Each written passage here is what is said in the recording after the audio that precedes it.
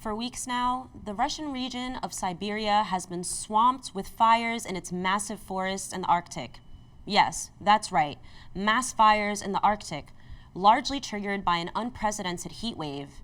In another jarring consequence of unfettered climate change, temperatures in June were up 10 degrees higher than the usual, according to a study found by an EU climate monitoring project.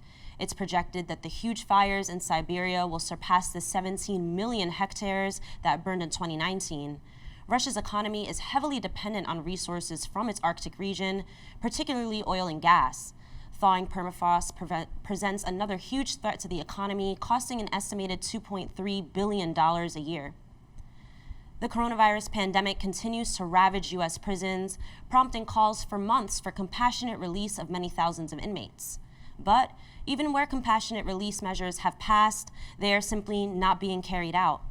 In Louisiana, the Department of Corrections Review Board had the opportunity to temporarily release up to 1,100 prisoners, but the board only reviewed 600, and months later, only 63 of those 600 inmates were released.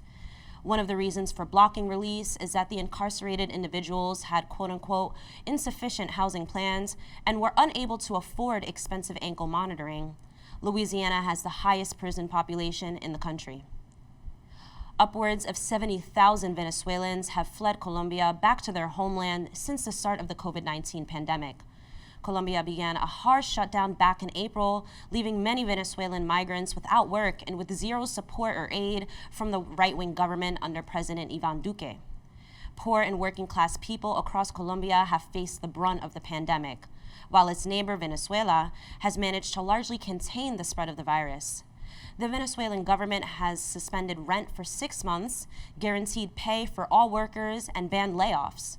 Upon arriving at the Venezuelan border, the migrants from Colombia are taken to a coronavirus screening facility and given immediate health and legal assistance. In North Carolina, the Asheville City Council voted unanimously on a resolution calling for a plan to give reparations to Black residents and formally apologize for its history of racist policies.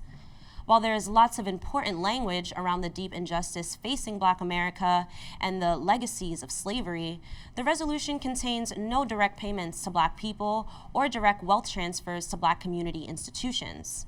Instead, rather traditional and middle-class reform efforts have been redefined as quote-unquote reparations, such as creating funds for increasing minority home ownership and business ownership and quote-unquote career opportunities.